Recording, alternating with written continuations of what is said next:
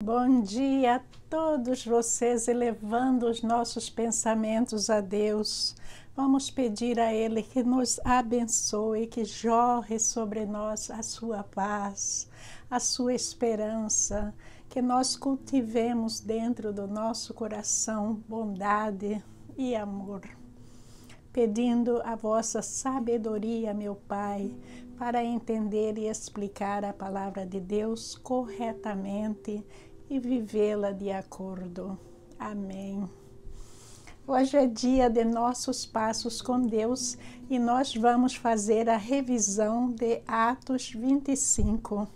E o título de hoje é Quem está se distanciando da paz? Esse título que eu escolhi, Quem está se distanciando da paz?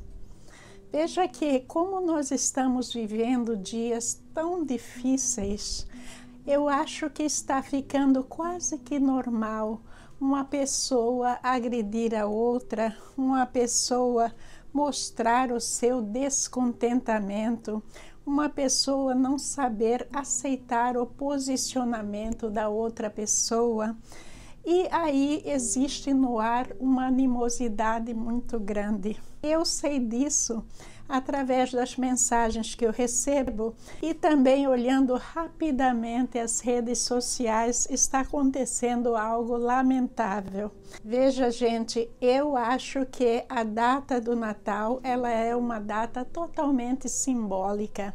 Eu tenho aqui decoração do Natal, mas é simbólica, por quê? Porque a maioria das pessoas param no dia 25 para celebrar o nascimento de nosso Senhor Jesus Cristo. Apesar de eu ter todo o conhecimento que essa não é a data que Jesus realmente nasceu, de ser algo aproximado, o calendário era diferente e tudo mais. Ainda, gente, é uma data que traz com certeza muita lucratividade para Deus, seja em qualquer religião. Por quê? Porque as pessoas estão com o coração mais fraterno, as pessoas estão preocupadas mais umas com as outras, as famílias se reúnem. Então eu estou indo na rede social e não estou mais vendo quase nada do Natal. Gente, isso é preocupante, porque o ano passado, neste período, apesar da gente estar mergulhado em outros problemas, ainda existia mais sobre o Natal. E o ano retrasado, a rede social estava abarrotada de mensagens natalinas, de músicas, de shows. Este ano parece que as pessoas simplesmente estão esquecendo.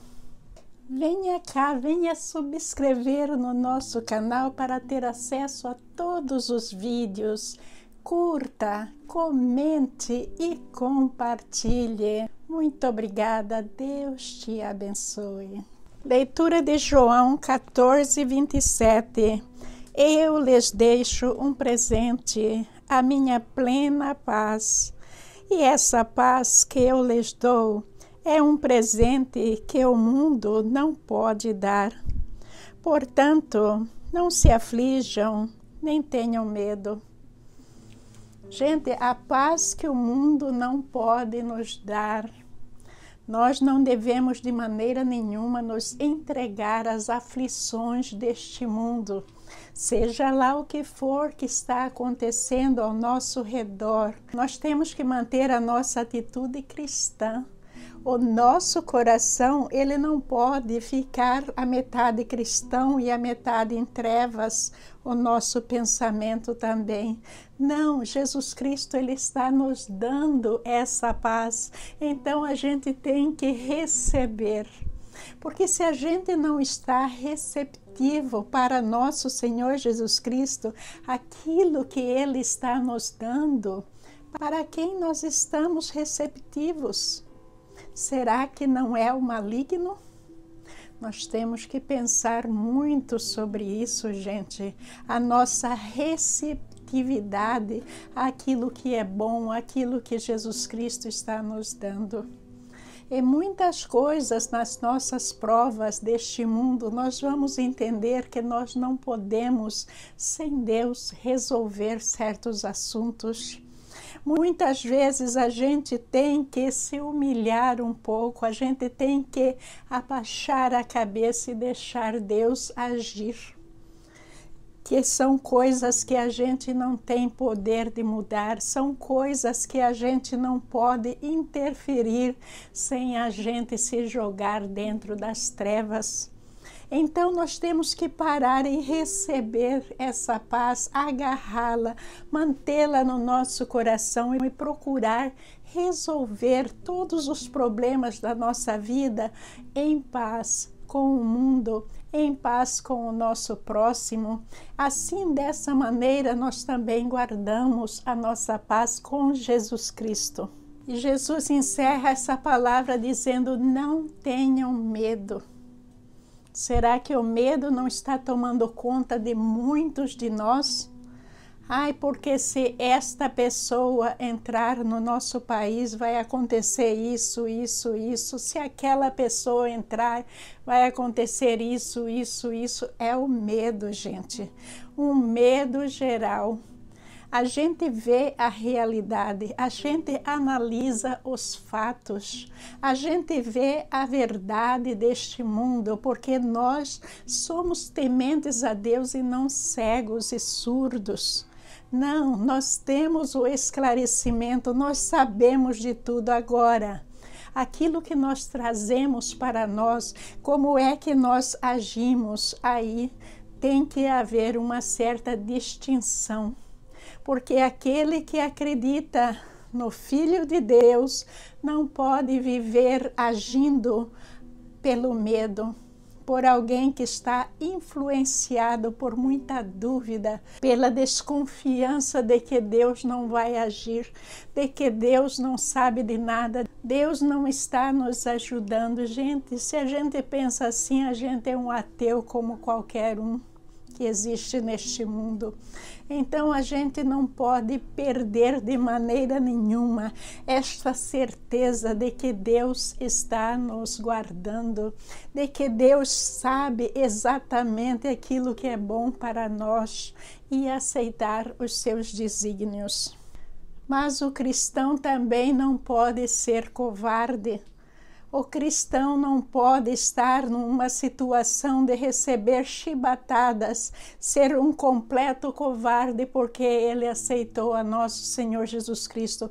Nós estamos vendo que o apóstolo Paulo, ele estava lá na frente dos seus inimigos, falando sobre a palavra, falando para eles sobre a verdade, tudo o que aconteceu. Este homem estava lá 5 vezes, 5 defesas, e ele vai fazer a sexta em Roma sobre a mesma coisa.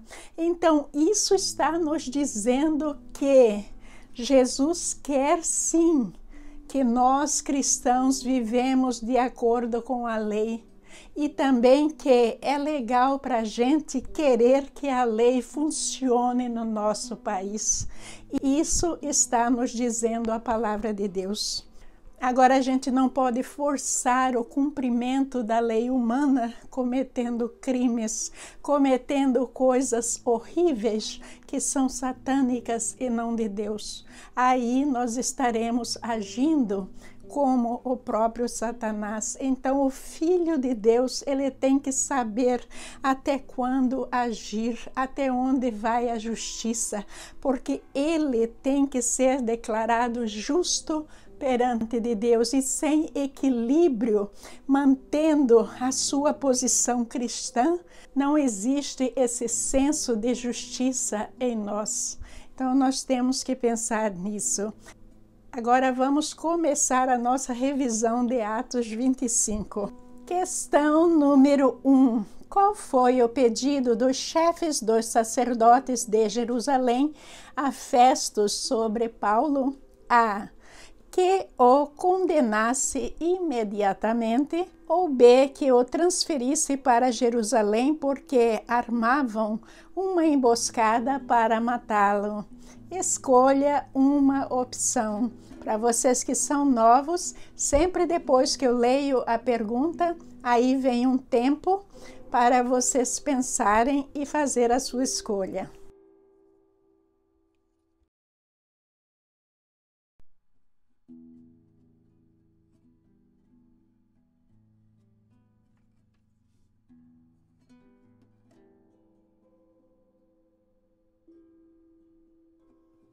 A resposta correta é B, que eu transferisse para Jerusalém porque armavam uma emboscada para matá-lo.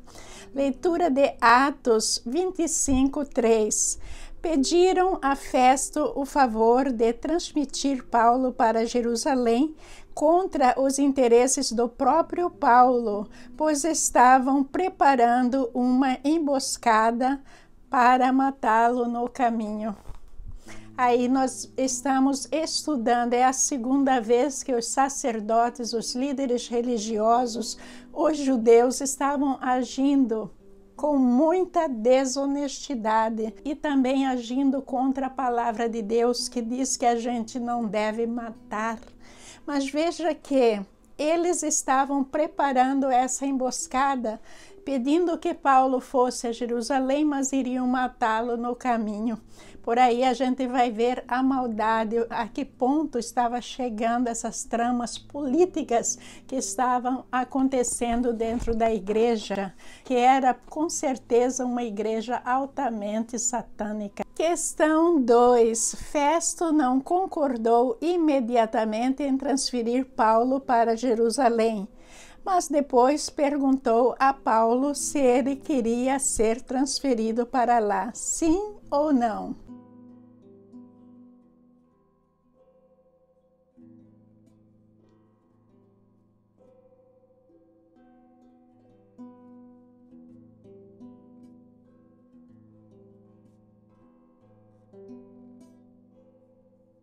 A resposta correta é a sim.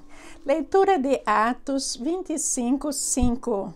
Desçam comigo alguns dos seus líderes e apresentem ali as acusações que têm contra esse homem, se realmente ele fez algo de errado. E Atos 25:9. Festo, querendo prestar um favor aos judeus, perguntou a Paulo: você está disposto a ir a Jerusalém e ali ser julgado diante de mim acerca destas acusações? Na realidade, nós vimos que esse novo governador da Cesareia, que é Festo, ele também não queria desagradar os judeus, porque, com certeza, ele sabia que Félix, que era o outro governador, foi tirado do cargo pelos judeus por desagradá-los. Então, para ele, era uma jogada política, não desagradar os judeus para que ele se mantivesse no cargo. Então, é por isso que ele fez essa pergunta para Paulo. E se Paulo respondesse que sim, ele iria voltar e ser julgado pelos gentios, mas o plano era matá-lo antes que ele chegasse em Jerusalém, como foi antes. Questão 3. Paulo não era um prisioneiro comum, porque além de inocente, ele permaneceu mais de 2 anos na prisão, tanto da Cesareia quanto de Roma. Nesse período, ele continuou o seu trabalho missionário por cartas. A, certo, ou B, errada?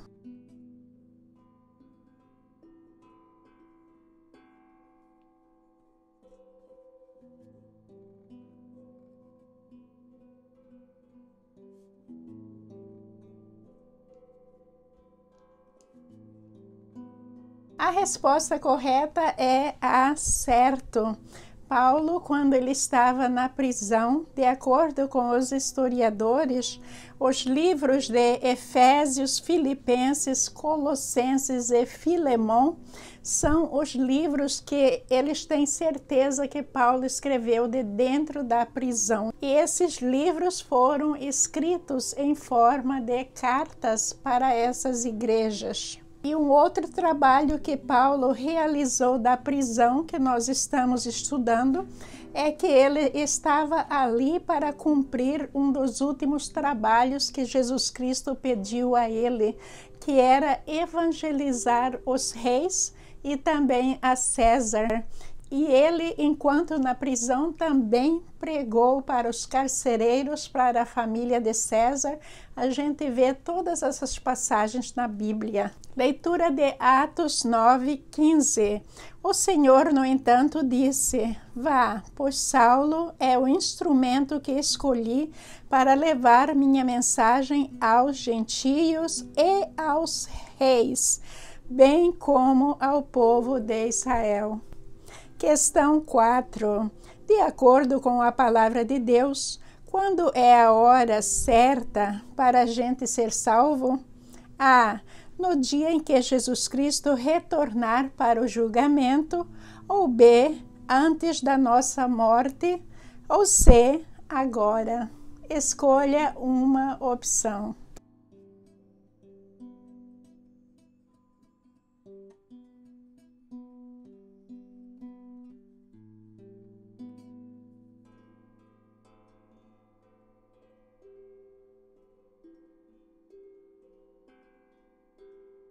A resposta correta é C, agora. Não poderia ser A, antes do dia que Jesus Cristo retornar para o julgamento, porque a gente não sabe se a gente vai viver até essa data. A gente não sabe quando Jesus Cristo virá. Então, a gente tem que ter certeza que a gente não vai perder a oportunidade durante a nossa vida de aceitar Jesus como nosso Salvador, arrepender dos pecados, transformar a nossa vida, que é para que isso não ocorra, porque o dia do julgamento, se a gente já estiver morto, será muito tarde para nós, não é? E daí não pode ser a B antes da nossa morte, porque a gente não sabe que dia que a gente vai morrer.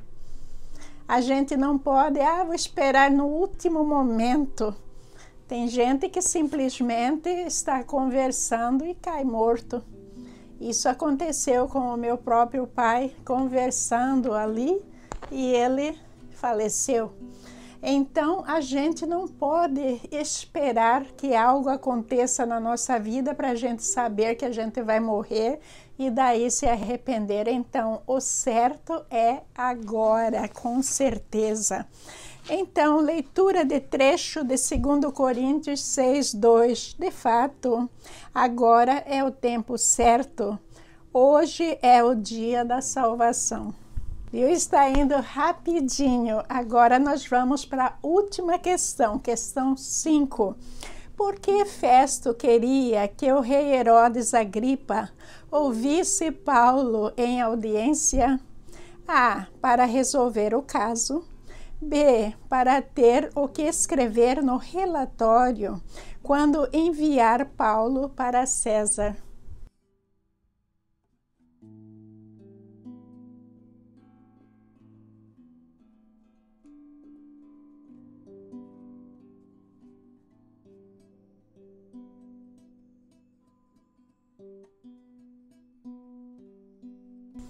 A resposta correta é B, para ter o que escrever no relatório quando enviar Paulo a César. Leitura de Atos 25:26. No entanto, não tenho nada definido a respeito dele para escrever a sua majestade. Por isso, eu o trouxe diante dos senhores e especialmente diante de ti, rei Agripa, de forma que, feita esta investigação, eu tenha algo para escrever. Ali, gente, é uma corja de pessoas desonestas, tanto o rei quanto o governador, quanto os sacerdotes, o advogado deles e tudo mais. Os judeus, eles eram altamente desonestos, fazendo um jogo político. Eles deixaram Paulo sendo inocente e eles sabiam que Paulo era inocente. Por cerca de 2 anos na cadeia, trocou de governador. Festo é o novo governador. Então nós vamos ver que para fazer isso, a pessoa tem que ter um sangue muito frio, porque eles poderiam, antes desses 2 anos, ter libertado Paulo, mas não o fizeram para não desagradar um ao outro, porque não era conveniente para eles. Eles estavam protegendo os seus cargos. E isso é algo inaceitável. Leitura de Atos 25, 27. Pois não me parece razoável enviar um preso sem especificar as acusações contra ele. Você já pensou se esse governador enviasse Paulo para César, escrevendo: estou te enviando este homem que é inocente para ser julgado. César, que era Nero naquela época, iria imediatamente tirá-lo de seu posto de governador da Cesareia, não é? Com certeza, porque existe ali uma linha de comando, cada um tem que fazer a sua obrigação. E, na verdade, eles não estavam fazendo a obrigação deles de acordo com a lei, que Paulo, sendo um cidadão romano, inocente, ele não merecia estar na cadeia de jeito nenhum. Mas esse jogo sujo, político, desonesto que eles estavam fazendo era algo totalmente inaceitável, tanto para as leis humanas quanto para a lei de Deus.